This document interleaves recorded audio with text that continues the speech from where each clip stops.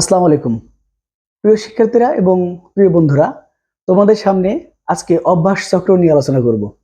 হয়তো এই বিষয়টি তোমাদের কাছে নতুন লাগতে পারে, কিন্তু এটা বাস্তব। অভ্যাস চক্র মূলত 4টি স্তরে বিভক্ত।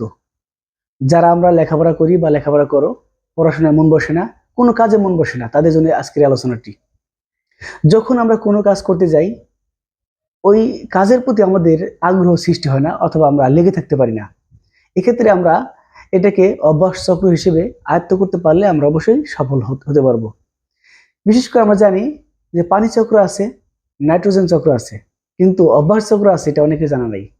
তো বন্ধুরা, আজকে তোমরা এই 5 মিনিটের ভিডিও দেখবে, অবশ্যই আমি আশা করি উপকৃত হতে পারবে। যখন আমরা এই অভ্যাসকে 4টি স্তরে বিভক্ত করতে পারবো এবং তা বাস্তব জীবনে প্রয়োগ করতে পারবো, তখন আমরা সফল হতে পারবো। বিশেষ করে এই অভ্যাসের 4টি স্তর হলো: প্রথম স্তর সূত্র, দ্বিতীয় স্তর আকাঙ্ক্ষা বা ইচ্ছা, তৃতীয় স্তর প্রতিক্রিয়া এবং 4 নম্বর স্তর হচ্ছে পুরস্কার। আমি পর্যায়ক্রমে তোমাদেরকে এই বিষয়গুলো বোঝানোর চেষ্টা করব যে কিভাবে আমরা একটা স্তর থেকে আরেকটা স্তরে উপনীত হই। অভ্যাসের প্রথম স্তর হচ্ছে 1 নম্বর স্তর, সেটা হচ্ছে সূত্র। মনে করো তোমার বাড়িতে কোনো খাবার রান্না করা হচ্ছে এবং তোমার নাকে ঘ্রাণটা আসলো। তুমি 2 নম্বর স্তরে পৌঁছে যাবে তখনই, যে আসলে খাবার কি রান্না করছে, কোন খাবারটা রান্না করছে, যে তোমার পোলাও রান্না করছে, অথবা কোনো ডাল রান্না করছে, বা আলু ভর্তা রান্না করছে, অথবা কোনো খিচুড়ি রান্না করছে। এই বিষয়টা তোমার ইচ্ছা উদ্বেগ সৃষ্টি করবে। ওই ঘ্রাণটা যে আসলো, ওটা হচ্ছে সূত্র। দ্বিতীয় স্তর হচ্ছে যে আমার জানার ইচ্ছা, যে আসলে ওখানে কি রান্না করছে। 3 নম্বর স্তর হচ্ছে প্রতিক্রিয়া, যে আমি কি আসলে যাব কি যাব না, একবার ইচ্ছে করবে যাব, আবার ইচ্ছে করবে যাবে না। এই যে প্রতিক্রিয়া সৃষ্টি হবে।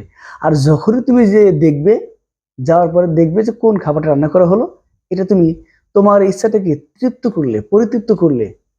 ঠিক তেমনি ভাবে যখন তুমি কোনো একটা পড়া তোমার সামনে আসলো, অথবা একটা বই তুমি খুঁজে পেলে, অথবা কোনো টিচার তোমাকে পড়ার জন্য ফোর্স করলো, এইটা তুমি দেখে আসবা, তখন তুমি বাসায় এসে একবার ভাববে যে স্যার তো পড়া দিল, তাহলে আমি কি পড়বো কি পড়বো না।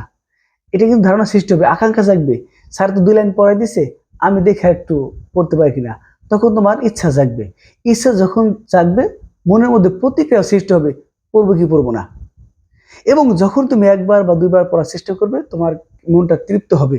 অবশ্যই স্যার যেটা পড়াইছিল, আমার এটা আয়ত্ত করতে হবে, কালকে পড়া দিতে হবে। এইভাবে তুমি যদি প্রথম দিন তোমার মন না বসতে পারে, প্রথম দিন তুমি 2 লাইন পড়ো, 3 লাইন পড়ো, 5 লাইন পড়ো। এইভাবে প্রত্যেক দিন তুমি যদি যে পড়াটা তোমাকে দেওয়া হয় ওটা পড়ার জন্য মন স্থির করো, যে আমি 2 লাইন দেখবো বা 5 মিনিট দেখবো। ধীরে ধীরে ধীরে ধীরে দেখবে 1 মাস পরে তোমার পড়ায় মন বসে গেছে। ঠিক কোনো কাজের ক্ষেত্রেও তাই। একজন কৃষক যখন মাঠে ফসল ফলাতে যায়, তখন প্রথম দিন তার রোদের মধ্যে ভালো লাগে না, যে অনেক রোদ, রোদ অনেক উঠছে। ফসল তুমি বুনেছিলে, একটু গজাইছে, 2 পাতা হয়েছে, তোমার সার ওষুধ দিতে হবে। প্রথম সূত্রটা কি? যে আমি ফসল বুনেছি। দ্বিতীয়টা কি? ইচ্ছা, যে আসলে আমি এই আগাছা পরিষ্কার করবো কি করবো না, যাবো কি যাবো না, বৃষ্টি হলো কি হলো না, যেতে হবে কি হবে না, এরকম একটা পর্যায়ে চলে আসলো। 3 নম্বর কি হলো? যাবো কি যাবো না, ভাই চলে গেলাম। যখনই গেলাম একটা প্রতিক্রিয়া, ফলাফল পেলাম। যাওয়ার পরে যখন কাজ করলাম, তখন আমি একটা পুরস্কার পেলাম। কি পুরস্কার? যে আমি আগাছা পরিষ্কার করলাম, এবং তা 4 নম্বর স্তরে পৌঁছে গেল।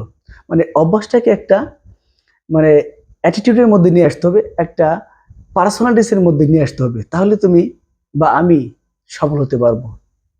বন্ধুরা, আজকে যে আলোচনাটা, এই বিষয়টা হচ্ছে যে আমি আমার যেই কাজটা করব ওটাকে লেগে থাকতে হবে। এজন্যই বলা হচ্ছে যে যখন অভ্যাসটা একের পর এক বুনট সৃষ্টি করবে, ইট যেমন ইটের পর ইট গেঁথে যেমন বিল্ডিং তৈরি করা হয়, ইচ্ছাকে এই সূত্র, ইচ্ছা, এরপর প্রতিক্রিয়া এবং পুরস্কার, 4টি স্তর যখন আমি পৌঁছে যাব, তখন আমার সফলতা দেখা দিবে। এভাবেই আমাদের জীবনে সফলতা ধরা দিবে। ধন্যবাদ সবাইকে। আসসালামু আলাইকুম।